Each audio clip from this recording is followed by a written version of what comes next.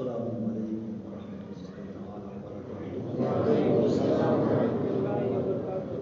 الحمد للہ رب العالمین والعاقبۃ للمتقین والصلاة والسلام علی من کان نبیا وآدم بین الماء والطین، اما بعد اعوذ باللہ من الشیطان الرجیم، بسم اللہ الرحمن الرحیم۔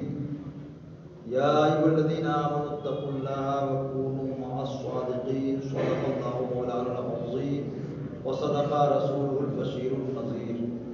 آئیے کچھ عرض و معروض سے قبل ہم اور آپ سب مل کر عقیدت و محبت کے ساتھ اپنے آقا و مولا تاجدار عرب و عجم، فخر آدم و بنی آدم، رحمت للعالمین، انیس الغریبین، طٰہٰ و یاسین، احمد مجتبیٰ، ارواح و نافدہ، محمد رسول اللہ صلی اللہ تعالیٰ علیہ وآلہ وسلم کی بارگاہ بے کس پناہ میں ہدیہ درود و سلام پیش کریں۔ اللہم صلی اللہ علیہ وسلم،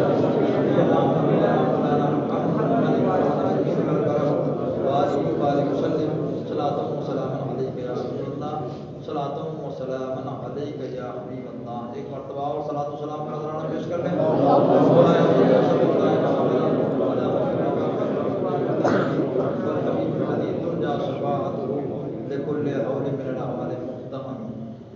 حضرات،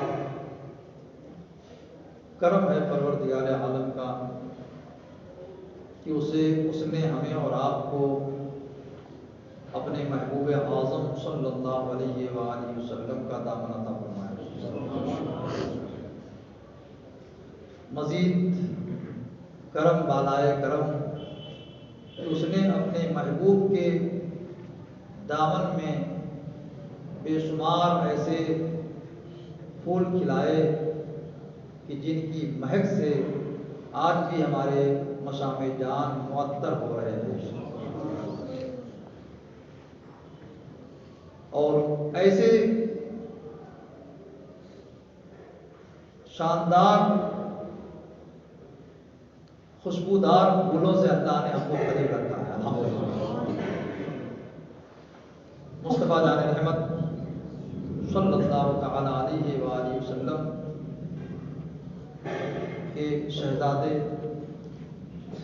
عطائے رسول خواجہ خواجگان رضی اللہ تعالیٰ عنہ کی یاد میں آج اللہ تعالیٰ نے خاص عرس کی شب میں پھر بیٹھنے کا موقع عطا فرمایا۔ اللہ تعالیٰ ایمان کے ساتھ یہ موقع عطا فرماتا رہے، اور انہی آقایان نعمت کی محبت پر اللہ تعالیٰ ہمیں قائم رکھے، اور انہی کی محبتوں کے سائے میں اللہ ہمارے ایمان کی، جان کی، مال کی، عزت کی، آبرو کی حفاظت فرمائے۔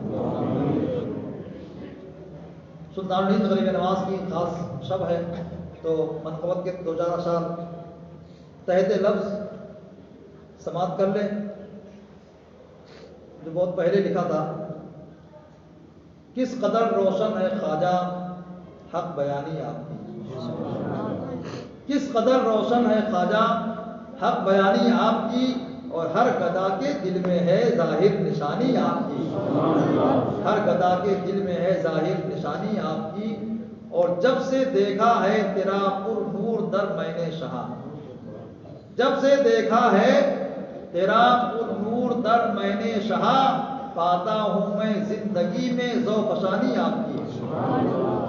کس قدر روشن ہے خواجہ حق بیانی آپ کی، اور کام کر جائیں گے ہم اپنے لیے کچھ دین کا، کام کر جائیں گے ہم اپنے لیے کچھ دین کا، یوں ہی گر ہوتی رہے گی پاسبانی آپ کی۔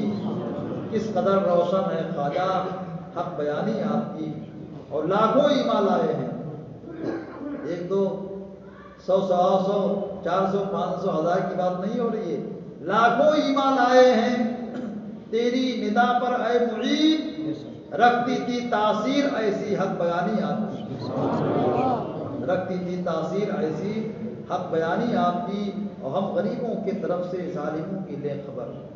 آج کی شب میں دل کی گہرائیوں سے خواجہ غریب نواز کی طرف استغاثہ کرتے ہیں، آپ سب کی طرف سے آپ بھی کریں میرے ساتھ یہ استغاثہ کہ ہم غریبوں کی طرف سے ظالموں کی لیں خبر. یا غریب نواز سرکار، آپ شہنشاہ ہندوستان ہیں، ہم غریبوں کی طرف سے ظالموں کی لیں خبر. ہند میں ہے اور رہے گی حکمرانی آپ کی. ہند میں ہے اور رہے گی حکمرانی آپ کی. اور سلطان الہند غریب نواز رضی اللہ تعالی عنہ کے دربار سے آپ کو معلوم ہے کہ کتنے غریب خود غریب نواز ہو گئے. اللہ نے ان کے فیض سے اتنا دیا. یہ خود ان لوگوں کا بیان ہے جن کو ملا ہے. مگر سلطان الہند غریب نواز کی زندگی یہ ہے کہ آپ نے دنیا سے کبھی دل نہیں لگایا. دنیا آپ کے قدموں میں ہے مگر دنیا سے آپ نے دل نہیں لگایا. بلکہ جب آپ دنیا سے جا رہے تھے تو اس وقت اپنے بڑے شہزادے حضرت خواجہ فخر الدین علیہ الرحمہ، جن کا مزار شریف سرواز شریف کے اندر ہے، ان سے ایک نصیحت کی تھی، جو نصیحت میں نے اس شعر میں نقل کیا ہے کہ دنیا سے اعراض کر کے حق کے گرویدہ رہو. دنیا سے اعراض کر کے حق کے گرویدہ رہو. تھی نصیحت بیٹے سے کیا ہی سہانی آپ کی. کس قدر روشن ہے خواجہ حق بیانی آپ کی. یہ دنیا دل لگانے کی جگہ نہیں ہے. دل اللہ سے لگاؤ، اس کے رسول سے لگاؤ اور اس کے رسول کے محبوبوں سے لگاؤ. سمجھ گیا؟ دنیا کمانا کھانا ہے، برتنے کا سامان ہے، چلے جانا ہے. دنیا دل لگانے کی جگہ نہیں ہے. دنیا ختم ہو جانے والی ہے. قل بتاؤ دنیا قلیل. اللہ فرماتا محبوب لوگوں کو بتا دو دنیا تھوڑے دن برتنے کا ایک سامان ہے. جیسے کہ ایک مسافر خانے میں کوئی جاتا ہے 2-4 دن رہتا ہے اور پھر اسے استعمال کر کے چلا جاتا ہے. دوسرا آتا ہے وہ بھی چلا جاتا ہے، تیسرا آتا ہے وہ بھی چلا جاتا ہے. دنیا کی یہی مثال ہے. کتنے لوگ آئے کتنے چلے گئے، ہم بھی چلے جائیں گے ایک دن. لیکن جو اللہ رسول کو راضی کر کے گیا وہ زندہ تھا، زندہ ہے، زندہ رہے گا. سلطان ہند غریب نواز کی زندگی آپ کے لیے روشن دلیل ہے اس کے اوپر. دنیا سے اعراض کر کے حق کے گرویدہ رہو. تھی نصیحت بیٹے سے کیا ہی سہانی آپ کی. اور ایک عرصہ سے تمنا ہے مدینہ جائیں. یہ تمنا الحمدللہ بار بار پوری ہوئی غریب نواز کے صدقے میں. کیونکہ جب میں نے شعر لکھا تھا تو اس وقت تک مدینہ منورہ کی حاضری نہیں ہوئی تھی. ایک طرف تھی کیونکہ میں لوگوں سنتا تھا کہ غریب نواز کی بارگاہ میں عرضی لگا دی جائے تو جلد پوری ہو جاتی ہے. الحمدللہ پوری ہوئی اور خوب پوری ہوئی. بار بار مدینہ منورہ کی حاضری ہوئی. اللہ تعالیٰ پھر حاضری نصیب فرمائے ہمیں بھی آپ سب کو. ایک عرصہ سے تمنا ہے مدینہ جائیں ہم، راستہ ہموار کر دیں مہربانی آپ کی. خاکے خستہ سے کیسے حق ادا ہو مد کا. ہم جیسے نکمے ناکارے کیا آپ کے مد اور آپ کی عظمتوں کا اپنے زبان سے بیان کر سکیں گے. غریب نواز کی شان تو یہ ہے کہ خاکے خستہ سے کیسے حق ادا ہو مد کا. جانے کتنی دور پھیلی ہے کہانی آپ کی. جانے کتنی دور پھیلی ہے کہانی آپ کی. اور کہاں کھولے ہیں گیسو یار نے خوشبو کہاں تک ہے. الحمدللہ اگرچہ ہم وہاں نہیں پہنچ سکے لیکن یہی اپنی محفل سجا کر کے غریب نواز کا یاد چھیڑے ہوئے ہیں. اور صرف ہمیں نہیں، ہاں اس وقت نہ جانے کہاں کہاں محفلیں سجی ہوں گی. اور سلطان الہند غریب نواز کے دربار میں تو آج آپ دیکھتے ہیں کہ پانی کا موج چلتا ہے. آج انسان پانی کی شکل میں موجیں مارتے ہیں. اللہ نے وہ عظمت بخشی آپ کو. ایک شاعر نے کہا ہے، اسی کو میں بھی کہہ لیتا ہوں کہ معطر ہے اسی کوچا کے مانند اپنا سہرا بھی. معطر ہے اسی کوچا کے مانند اپنا سہرا بھی. کہاں کھولے ہیں گیسو یار نے خوشبو کہاں تک ہے. کہاں کھولے ہیں خوشبو یار نے، کہاں کھولے ہیں زلفیں یار نے خوشبو کہاں تک ہے. سلطان الہند غریب نواز کا چرچا الحمدللہ شرق تا غرب ہو رہا ہے. کیوں؟ اس لیے انہوں نے اپنے لیے زندگی نہیں گزاری، اللہ اور اس کے رسول کے لیے زندگی گزاری ہے. تو اللہ تعالیٰ نے اپنے ماننے والوں، اپنے چاہنے والوں کے دلوں میں ان کی ایسی محبت پیدا فرمائی ہے کہ ہر طرف غریب نواز کا چرچا ہو رہا ہے. حضرات مختصر وقت میں کچھ باتیں آج سلطان الہند غریب نواز ہی کے تعلق سے ہو جائیں، اور ان کی زندگی بڑی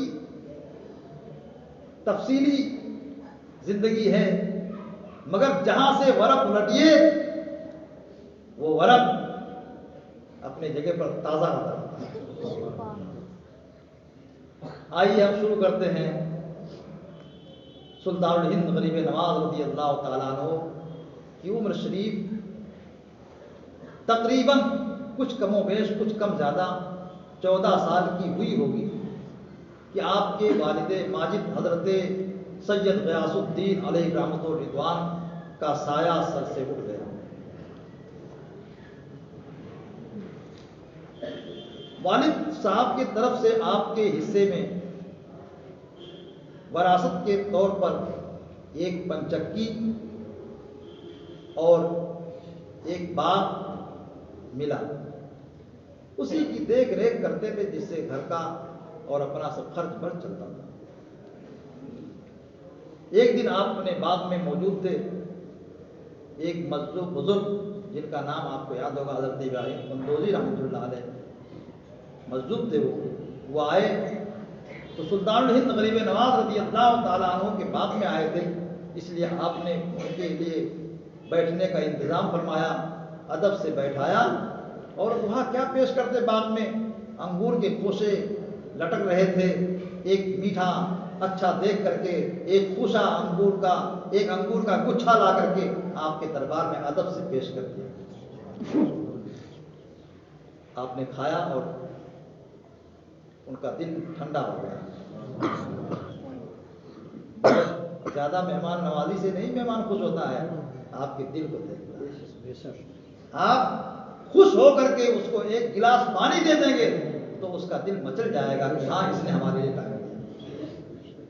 حضرت ابراہیم قندوزی رحمۃ اللہ علیہ نے خواجہ غریب نواز رضی اللہ تعالیٰ عنہ کے طرز ادب کو دیکھا، خوشی سے جھوم اٹھے، دل میں آیا کہ کچھ نوازا جائے۔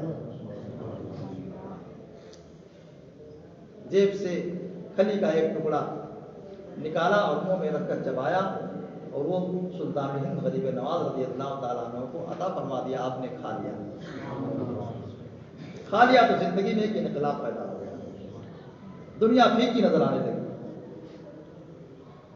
گھر آئے، سب بیچ دیا، صدقہ و خیرات کر دیا جو کچھ نقد و جنس تھا، لیکن راہ حق میں قدم رکھنے کے لیے سب سے پہلے علم ظاہری ضروری ہے، جس کو علم شریعت کہتے ہیں، اس لیے کہ اس علم کے بغیر شیطان انسان کو کسی بھی منزل میں بھٹکا سکتا ہے۔ اسی لیے حدیث شریف میں میرے آقا نے فرمایا کہ یہ ایک عالم شیطان پر 1000 عابد سے بھی بھاری نظر آتا ہے، اس لیے کہ اسے مصطفیٰ جان رحمت کا لایا ہوا علم ہوتا اس کے پاس، کہ جس کی روشنی میں منزل اس کے لیے آسان ہوتی ہے۔ بچاتا اللہ ہی ہے، لیکن یہ علم بھی ایک ذریعہ اور وسیلہ ہے، سمجھ گیا؟ خواجہ غریب نواز رضی اللہ تعالیٰ عنہ نے راہ حق میں قدم رکھنے سے پہلے آپ نے یہ سوچا کہ علم شریعت حاصل کر لیا۔ اس وقت جو ہے علمی مراکز نیشاپور، سمرقند اور بخارا تھے۔ آپ نے والدہ سے اجازت لیا اور علم دین کے حصول کے لیے رواں دواں ہو گئے۔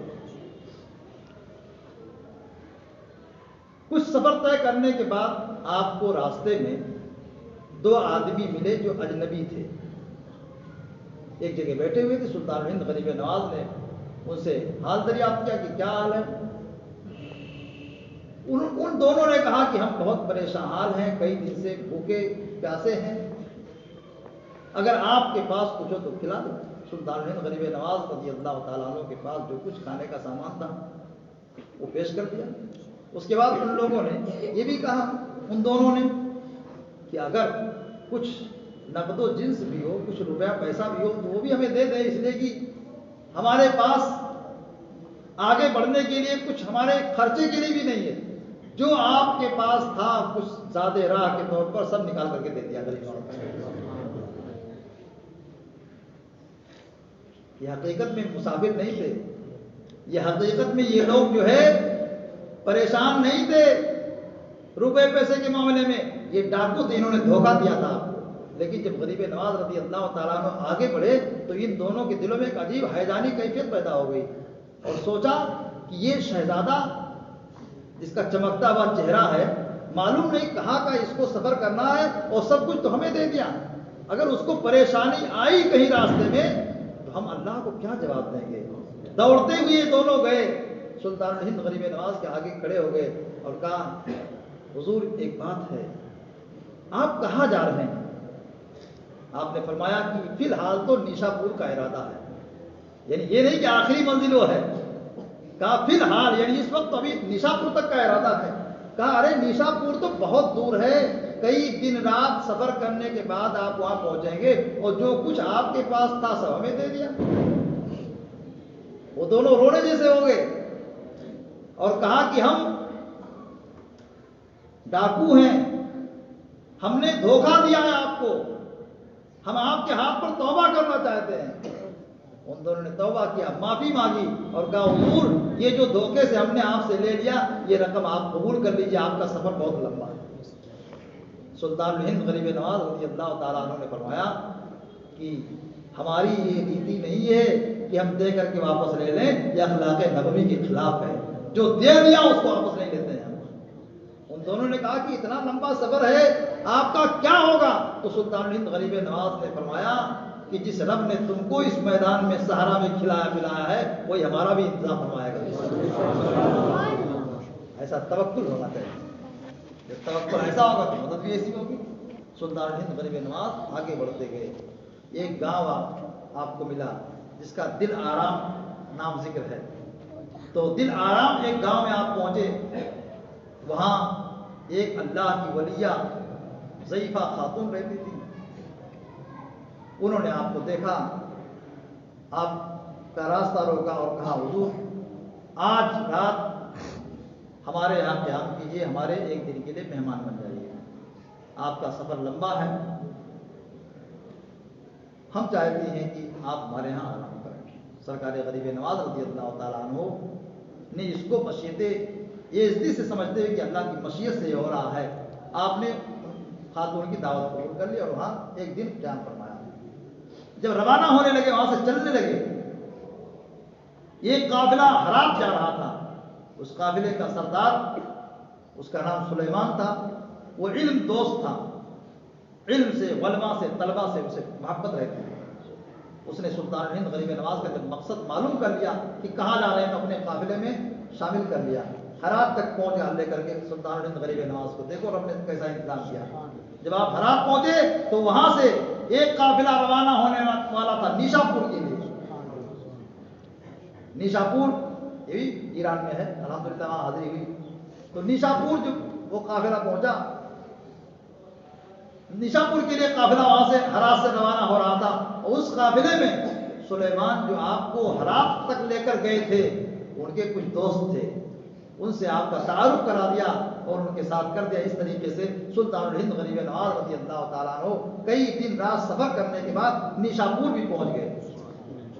اس وقت نیشا پور کی حالت کچھ خراب تھی، اس لیے کہ وہاں کے 9 مسلم غزوں نے لوگوں میں مار پیٹ کا بازار گرم کر رکھا تھا، بلا وجہ نوجوانوں کو تہے دیکھ کر رہے تھے۔ سلطان الہند غریب نواز رضی اللہ تعالیٰ عنہ ایسے ماحول میں ایک ویران مسجد میں قیام کرتے ہیں۔ دیکھا ایک مسجد ہے اور ویران نظر آتی ہے، آپ کوئی آبادی خاص نہیں ہے لوگوں کے آنا جانا، اسی مسجد میں آپ نے قیام کیا، ٹھہر گئے۔ عصر کا ٹائم ہوا، آپ نے وضو کر کے اذان بھی دیا، کچھ بوڑھے لوگ آئے، جواب تو کوئی نہیں آیا، کچھ بوڑھے لوگ آئے، کیونکہ بوڑھے تو نکل بھی سکتے تھے گھر سے، جوانوں کے لیے بہت مشکل تھا۔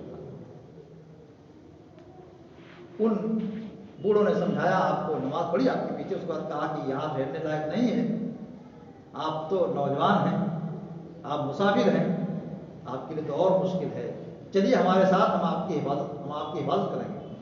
سلطان الہند غریب نواز نے فرمایا آپ لوگ جائیں، ہم اللہ تعالیٰ پر بھروسہ کرتے ہیں اور اسی کے بھروسے پر رہیں گے۔ وہی آپ نے قیام کر دیا. بہرحال مغرب کا ٹائم ہوا, آپ نے مغرب کی بھی اذان پڑھی, اور صرف 2 بوڑھے آئے مغرب میں, وہ بھی مغرب کی نماز پڑھ کے چلے گئے. عشاء کا ٹائم ہوا, آپ نے عشاء کی بھی اذان پڑھی, اور کوئی تو ہے نہیں کہ امامت کرے, تکبیر کہی اور خود ہی آپ نماز پڑھنے لگے. ابھی دوسری رکعت پڑھ رہے تھے, اور دوسری رکعت میں سورہ حشر کا آخری رکوع پڑھ رہے تھے. اتنے میں وہ حملہ آوروں نے, یعنی 9 مسلم غزوں نے مسجد کی طرف دھاوا بول دیا. لیکن سلطان الہند غریب نواز جو قرأت کر رہے تھے قرآن مقدس کی, سبحان اللہ, وہ بھی سورہ حشر کی آخری آیت ہے کہ جس میں اگر آدمی سمجھتا ہو معنی اور اس کے معانی کو سمجھتا ہو اور کسی اچھے قاری سے سنے تو اس کے لطف کا کچھ اور ہی انداز ہو. وہ بھی سلطان الہند غریب نواز کے منہ سے, شہزادہ رسول کے منہ سے جب آیتوں کو سنا تو ان پر لرزہ طاری ہو گیا, کانپ گئے. اب ایک مسجد کے ایک کونے میں سب بیٹھ گئے. سلطان الہند غریب نواز نے اپنی نماز پوری کی. اس کے بعد ان لوگوں سے مخاطب ہو کر کے سرکار غریب نواز کہتے ہیں کہ ارے اللہ کے بندو, اگر اللہ کے گھر میں آ ہی گئے ہو تو یہ بڑے نصیب کی بات ہے کہ اللہ کے گھر میں آ گئے. جاؤ وضو کر کے کم سے کم رب کی بارگاہ میں نماز تو پڑھ لو, رب کی بارگاہ میں سجدہ تو کر لو. آپ کے منہ سے نکلی ہوئی اس بات کا یہ اثر ہوا کہ فوراً لوگ وضو کر کے نماز کے لیے آ گئے. جب نماز پڑھ لی تو سلطان الہند غریب نواز رضی اللہ تعالیٰ عنہ, یہ آپ کے ابتدائی زمانے کی بات ہو رہی ہے. ہاں, سلطان الہند غریب نواز رضی اللہ تعالیٰ عنہ نے ان کو قریب کیا اور کہا کہ کیوں لوگوں کو ستا رہے ہو, کیوں لوگوں کو تکلیف پہنچا رہے ہو, کیوں لوگوں کی گردنیں مار رہے ہو, اس کی کوئی وجہ ہونی چاہیے. تو ان لوگوں نے کہا کہ یہ لوگ سلطان سنجر سے محبت کرتے ہیں. اس وقت سنجر کے جو بادشاہ تھے ہے نا, ان سے ان کی محبت تھی, اور یہ لوگ سلطان سنجر کو نہیں پسند کرتے تھے. تو اپنی کرسی, اب ہم کو کرسی مل جائے اس کے لیے لوگوں کو مار کاٹ کر رہے تھے.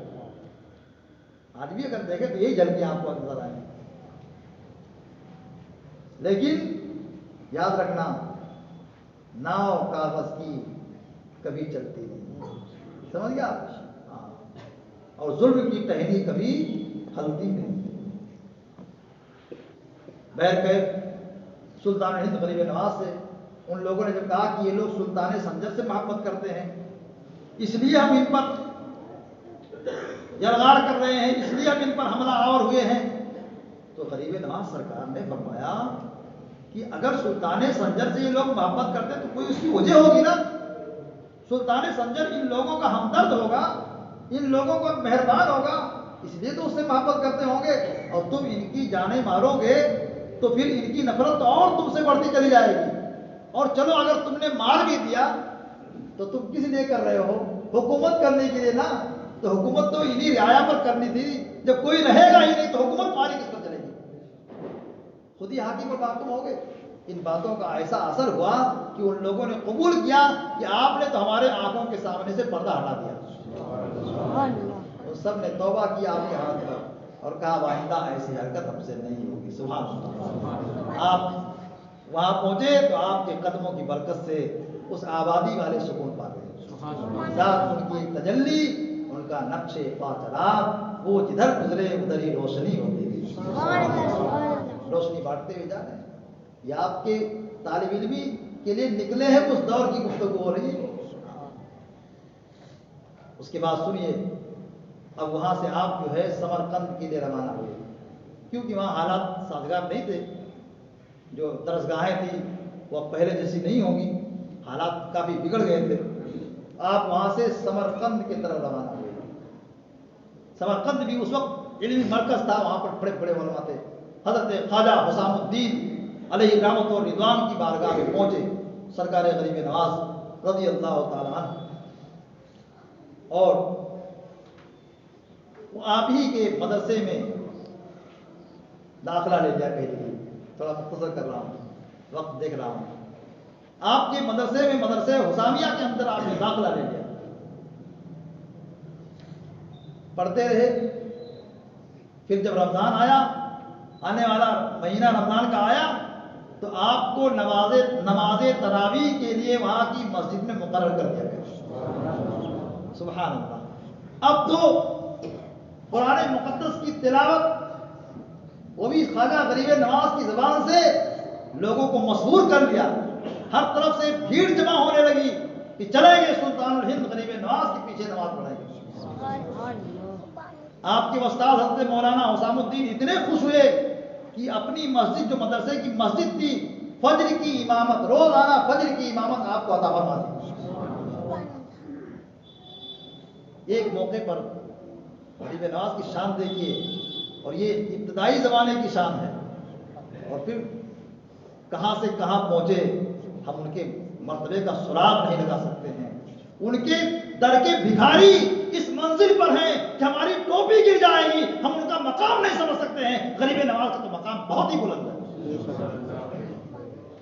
اور غوث اعظم کا مقام سبحان اللہ. اعلیٰ حضرت کا ایک شعر پڑھ دوں، اس کی وضاحت کر تو پھر آگے بڑھتے ہیں. کہتے ہیں بہر پایت خواجہ ہنداں شہ کیواں جناب. اعلیٰ حضرت سے پوچھیے غریب نواز کا کیا مقام ہے، اب غوث اعظم کا کیا مقام ہے.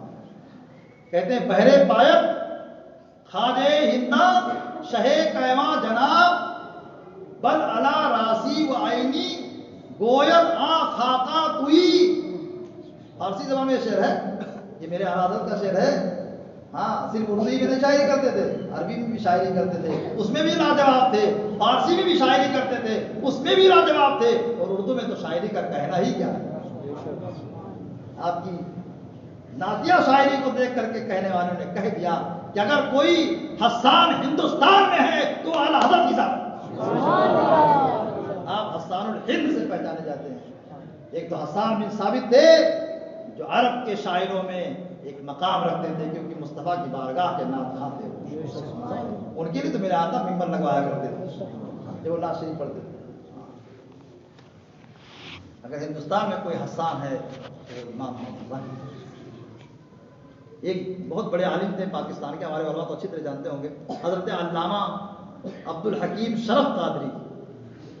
ان کا دیدار مجھے ملا ہے، مارہرہ مطہرہ کے عرس میں آئے تھے، اور میں بھی عرس قاسمی میں گیا ہوا تھا. انہوں نے ایک بات کہی، ان کی تقریر ہوئی تھی اسٹیج پر. انہوں نے ایک بات کہی کہ عرب کے علماء کہتے تھے کہ ڈاکٹر اقبال کو ہم نے ترجمہ سے پہچانا ہے. ڈاکٹر اقبال کی شاعری کا بھی کوئی جواب نہیں ہے. سمجھ گیا؟ جو اس کے تخیلات ہیں، ان کے جو جذبات ہیں، آج بھی ان کے آثار پڑھے جاتے ہیں. ڈاکٹر اقبال کو لیکن عرب والے علماء کیسے پہچانتے؟ کہتے ہم نے ترجمہ سے پہچانا ہے کہ ان کے اشعار کو ٹرانسلیٹ کیا گیا ہماری زبان میں، تب ہم نے پہچانا.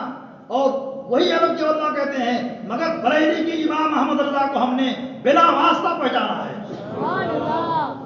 ان کی عربی سے عرب والے جھوم اٹھتے تھے. بلکہ عرب کے ایک عالم نے، بڑے عالم نے اس دور میں کہا تھا کہ اعلیٰ حضرت امام محمد رضا کی طبیعت عربی ہے.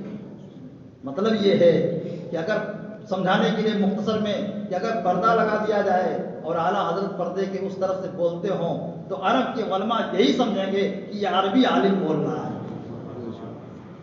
دیکھو زبان کا بہت فرق ہوتا ہے. آپ جس انداز میں یہاں کی بولی بول لیں گے، ہم 100 سال رہیں تب بھی نہیں بول پائے. کہیں نہ کہیں تو فرق پڑ جائے گا، ہے نا. محسوس کر لیں گے کہ یہ یہاں کا اصلی انسان نہیں ہے، کیونکہ اصلیت کہیں جاتی نہیں ہے. لطیفہ وغیرہ سنانے کا عادی نہیں ہوں، ورنہ ایک بات یاد آ رہی تھی. بہرحال کبھی سنا دیں گے انشاءاللہ، کوئی موقع آئے گا تو. اصلیت جو ہے انسان کی پہچان لی جاتی ہے.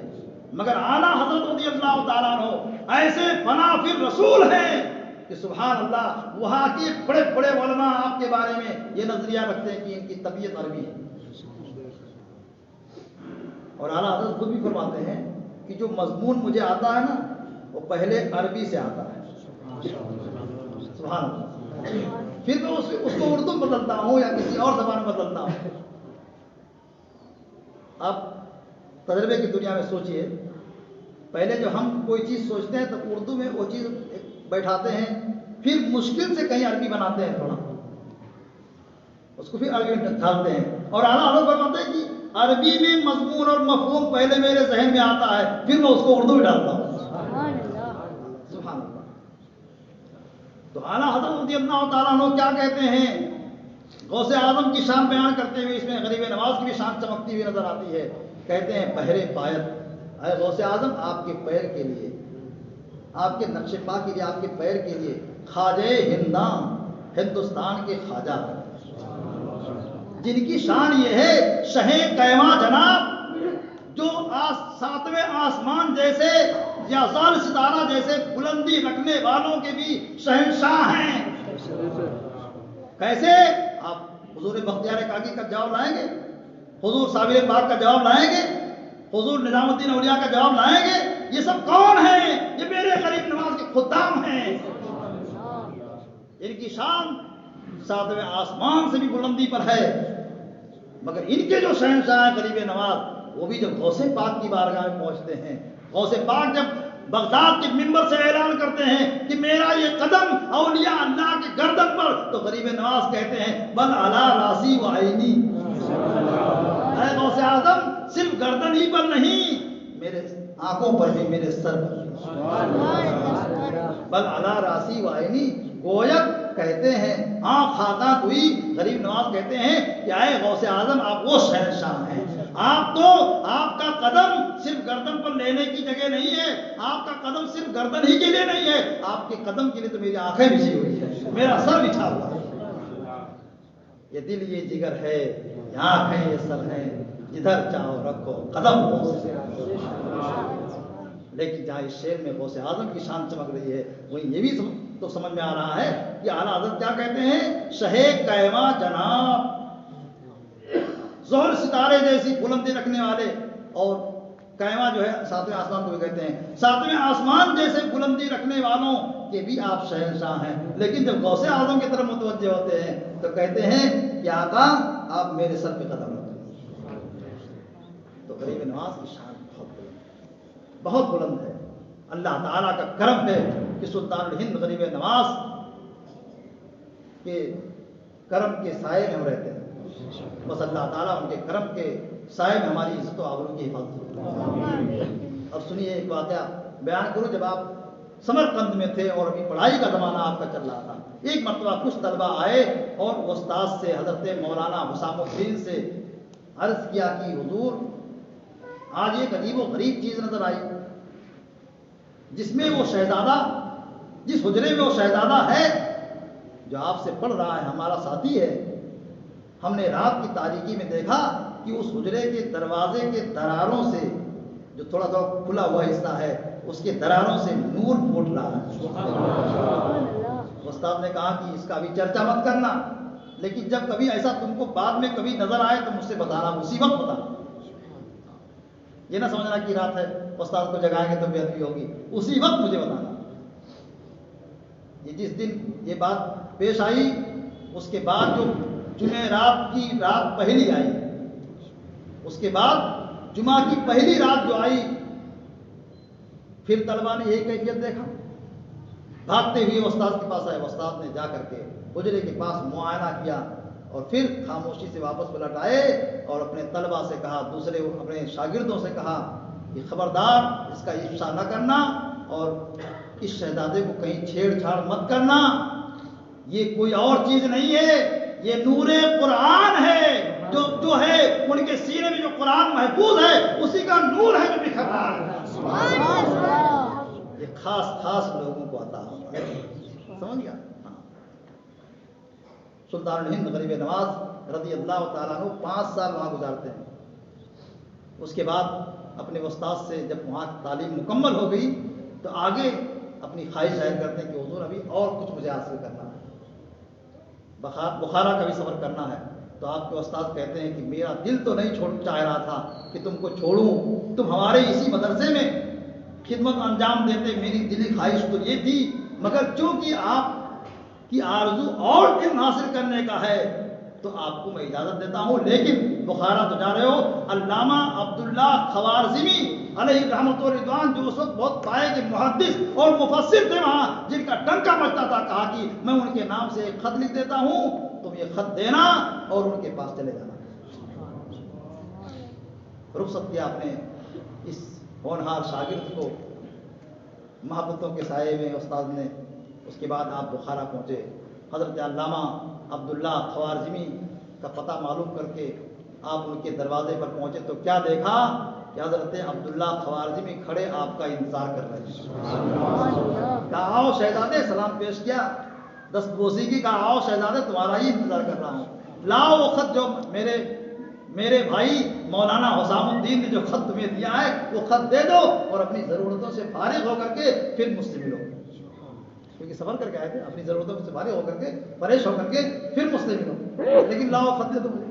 ابھی خط کا تو غریب نواز نے تذکرہ بھی نہیں کیا تھا، لیکن یہ اللہ والے ہیں، کیونکہ آپ کے استاد نے بھی کہہ دیا تھا کہ وہ محدث و مفسر ہے اور اس کے ساتھ اللہ کے ولی ہے روشن ضمیر۔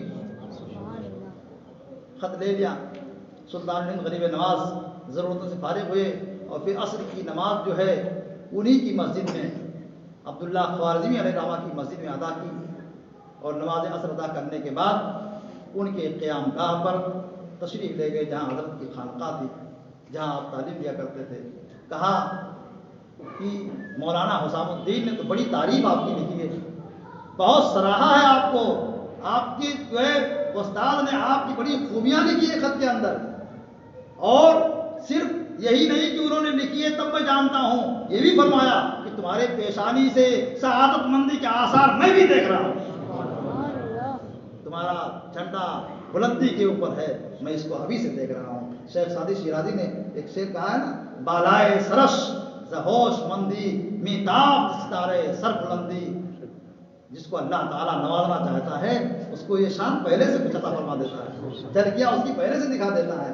بالائے سرش کا ہوش مندی اور کامیابی کا ستارہ بچپنے سے تمہارے پیشانی میں چمک رہا ہے، تو یہی غریب نواز کی شان ہے۔ سبحان اللہ۔ استاد نے کہا، علامہ عبداللہ خوارزمی نے کہا کہ وقت بہت مصروف ہے میرا، مجھے ٹائم نہیں ملتا بالکل کہ میں آپ کو کچھ پڑھا سکوں، لیکن چونکہ آپ کو میں مستحق سمجھتا ہوں اس لیے میں آپ کو ایک ٹائم دیتا ہوں، تہجد کی نماز کے بعد۔ کیا ہوتا ہے؟ تہجد کی نماز کے بعد میرے پاس آ جایا کرنا، میں تم کو تفسیر کے کچھ اسرار و رموز بتا دیا کروں گا۔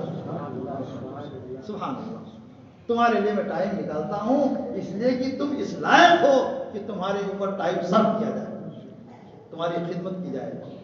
وہاں بھی آپ نے تعلیم مکمل کر لی جو وہاں ہو سکتا تھا، لیکن ابھی بھی آپ کی پیاس نہیں بجھی، کیونکہ جو چنگاری لگائی تھی خواجہ ابراہیم قرطوجی نے، جو چنگاری آپ کے دل میں لگائی تھی، اسے جو ہے کسی ولی کامل کی ہوا کی ضرورت تھی کہ جسے شعلہ جوالہ بننا تھا۔ سمجھ گیا؟ کچھ اور ہی آپ کی منزل تھی، پیر کی تلاش میں نکل گئے، پیر کی تلاش میں نکل گئے، بہت سفر کیا اس کے لیے، لیکن جس طرح آپ چاہتے تھے اس طرح کا آپ کو مرشد ابھی نظر نہیں آیا، یہاں تک کہ سفر کرتے کرتے بغداد شریف پہنچے، وہاں کے لوگوں سے معلوم کیا یہاں کون بزرگ اس وقت ہیں کہ جن کی طرف دنیا رجوع کرتی ہے، تو نام دیا گیا کہ خواجہ عثمان ہارونی کا ڈنکا اس وقت بجے۔ سلطان ہند غریب نواز رضی اللہ تعالیٰ عنہ کی خانقاہ میں گئے، پوچھا، لوگوں نے بتایا کہ نماز کے لیے خواجہ جنید بغدادی کی مسجد میں گئے ہوئے۔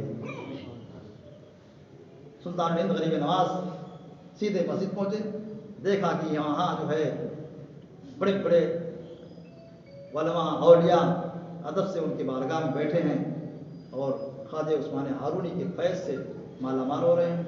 میں نے بھی دستبوسی کی حاضری دی آپ کی بارگاہ میں، آپ نے مجھے 2 رکعت نماز پڑھنے کے لیے حکم دیا کہ 2 رکعت نماز پڑھو وضو کر کے، اور اس کے بعد قبلہ کی طرف رخ کر کے بیٹھو۔ نماز پڑھی میں نے، قبلہ کی طرف بیٹھ گیا جیسا کہ پیر کا کہنا تھا۔ پھر آپ آگے بڑھے اور مجھ سے کہا کہ اپنا سر اٹھاؤ۔ سر میں نے آسمان کی طرف بلند کیا، آپ نے ہاتھ پکڑا اور کہا کہ میں نے معین الدین حسن کو اللہ تک پہنچا دیا، کیونکہ آپ روشن تھے، آپ کو ایک نسبت کی ضرورت تھی۔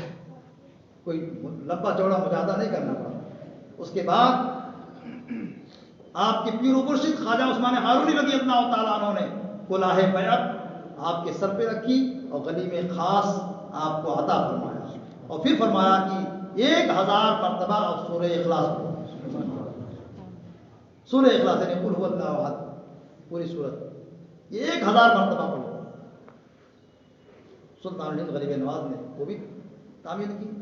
اس کے بعد آپ نے آپ کو قریب کیا, خواجہ عثمان ہارونی نے سلطان الہند غریب نواز کو قریب کیا اور کہا کہ میرے خانوادے کا یہ طریقہ ہے کہ ایک رات اور ایک دن کا مجاہدہ کرایا جاتا ہے.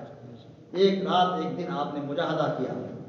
اس کے بعد خواجہ عثمان ہارونی رضی اللہ تعالیٰ عنہ نے آپ کو بیعت و خلافت دونوں سے مالا مال فرما دیا اور جو نصیحتیں بزرگوں سے چلی آ رہی تھیں وہ نصیحتیں آپ کو کی. میرے عزیز دوستوں اور بزرگوں, سلطان الہند غریب نواز رضی اللہ تعالیٰ عنہ اتنے کمال پر پہنچنے کے بعد بھی پیر و مرشد تلاش میں نکلے کہ نہیں نکلے. الحمدللہ صدیاں گزر گئیں لیکن ہمارے ان آقاؤں نے جو طریقہ چھوڑا ہے اس طریقے پر قائم ہے الحمدللہ. اس معاملے میں اسی لیے اعلیٰ حضرت کہتے ہیں کہ تیرے غلاموں کا یا رسول اللہ تیرے غلاموں کا نقش قدم ہے راہ خدا, وہ کیا بہک سکے جو یہ سراغ لے کے چلے.